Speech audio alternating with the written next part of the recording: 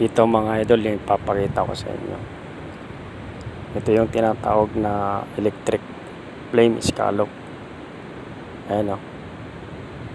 Diyan sa may kabilang tagiliran niya, may shell na manipis yan. Tapos yung mga galamay niya, yan yung ginagamit sa paglangoy niya. Napakagandang scallop to mga idol.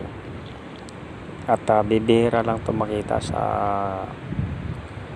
gabi dahil medyo hindi rin sila ganun na nagpapakita dahil may oras o panahon lang talaga na sila makita ng ganyan.